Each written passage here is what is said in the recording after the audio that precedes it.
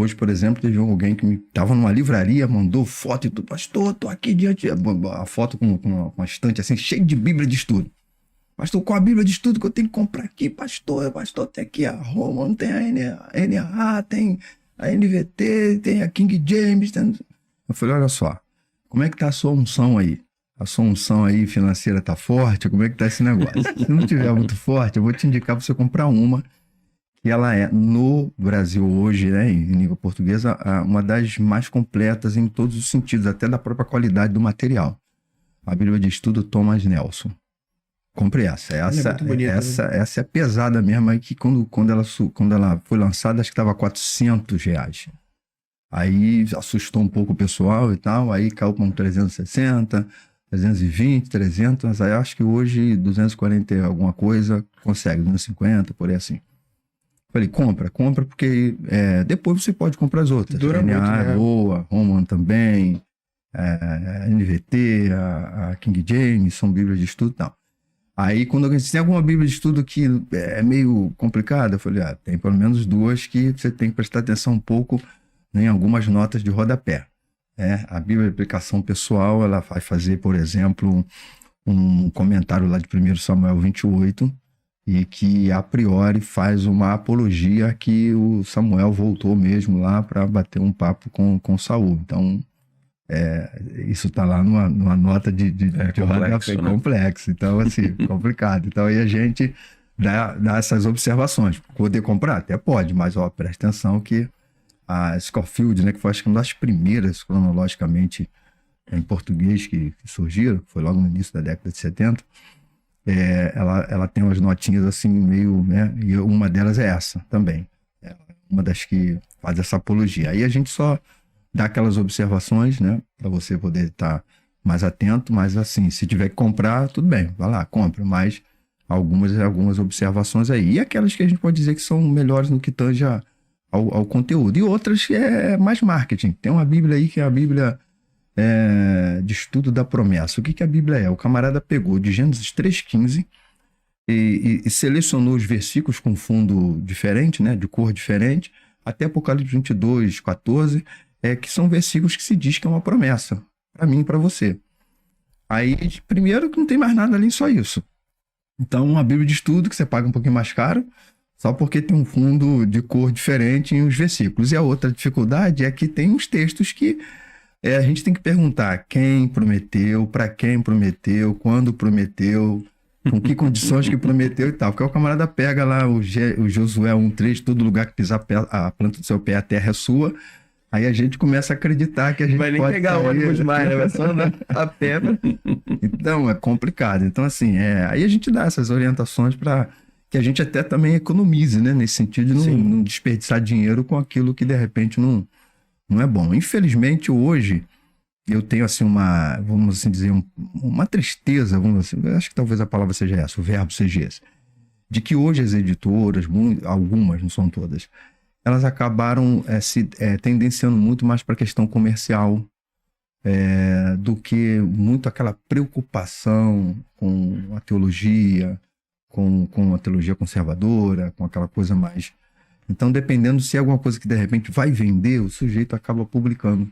Até a necessidade de lançar o novo, né? A nova edição, mas justamente tentando aí utilizar. Não é que não possa ter o diferencial, né? Ok, sem problema algum, mas de qualidade, alguma coisa de qualidade. Para fazer o leitor... para somar, né? Isso, para fazer o leitor pensar.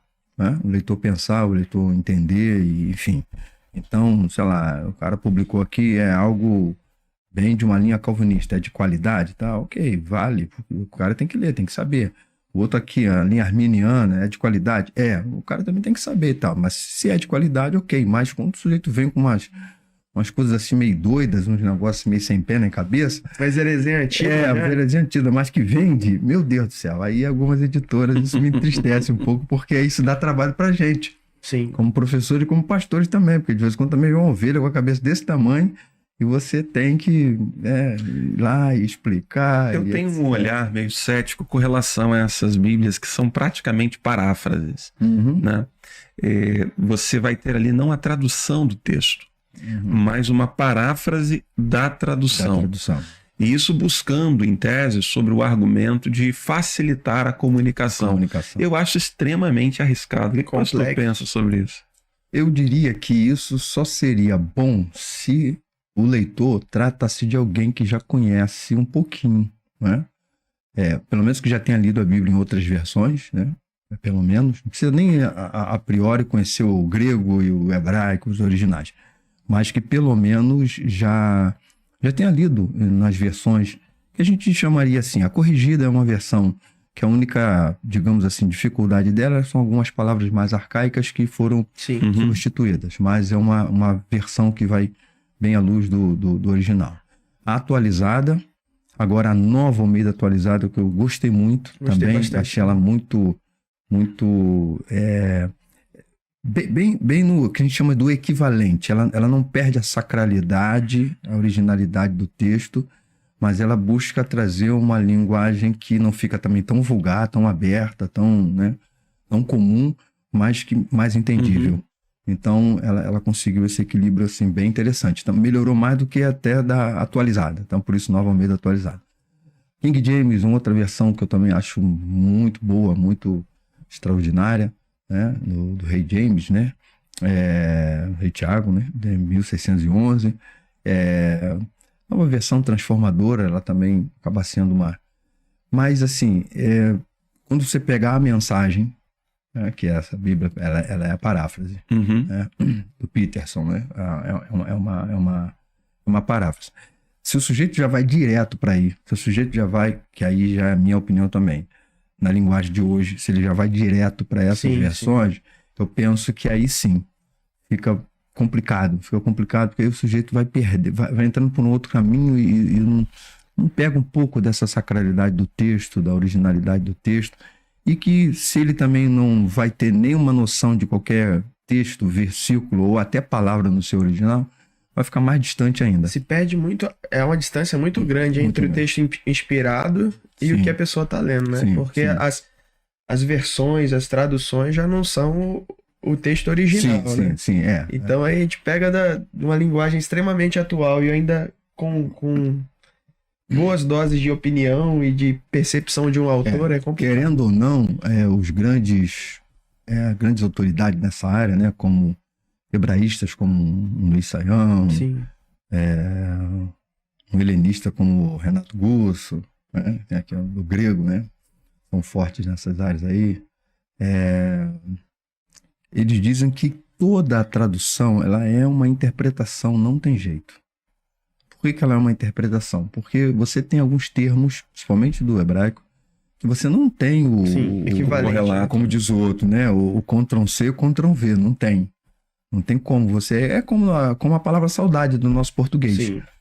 Você escreve um texto, tem lá a palavra saudade, o cara vai traduzir para qualquer outra língua, ele tem que interpretar isso. Não existe um equivalente, então não deixa de ser. Por isso que eu sempre digo que, por mais que a pessoa não conheça nada absolutamente dos originais bíblicos, que eu também acredito que isso não é uma condição para se entender a revelação, senão o próprio propósito do revelador estaria caído por terra por ele mesmo, que ele estaria se revelando para toda a humanidade. Ele decidiu revelar-se de modo escrito e condiciona que a única forma da humanidade conhecer a revelação, que tem que ser universal, é a partir de uma única língua, então ele mesmo quebrou o propósito da própria revelação. Sim. Então, mas é claro e evidente que quando você, de fato, conhece um pouco, ou pelo menos naquele versículo ali, aquela palavra, você sabe o que ela significa, é outro sentido. A gente pega, por exemplo, o Salmo 23, né, que é o Senhor é meu pastor, nada me faltará. A maioria das versões é nada me faltará. Mas o original ele vai te dar a seguinte colocação: de nada tenho falta. Olha o sentido.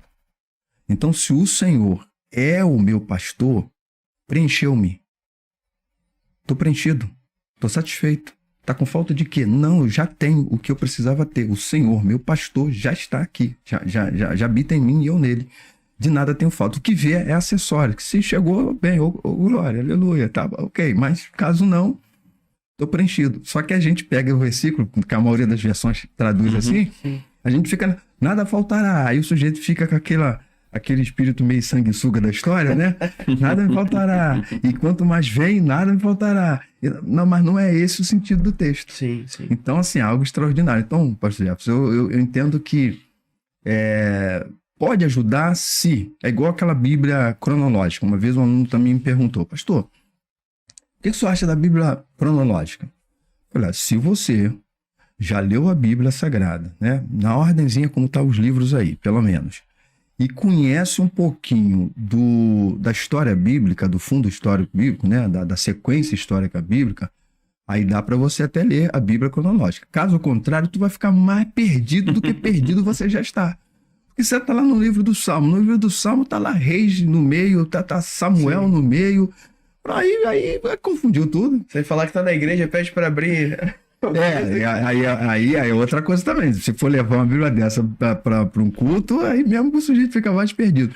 Então, assim, eu vejo que talvez a proposta dessas Bíblias, como a Mensagem, por exemplo, que é uma delas, tem outra também, a Bíblia Viva, elas são paráfrases, seja para ajudar, talvez, a entender um texto melhor. Mas isso penso também que só ajudaria se trata de alguém que pelo menos já leu as Escrituras uma ou duas vezes e tem pelo menos uma noção, né, desse contexto bíblico, etc. Porque senão eu acredito que não contribui. Talvez afasta ou faz ter uma outra ideia do que de fato não é o que o texto ensina, do que o texto traz para a gente.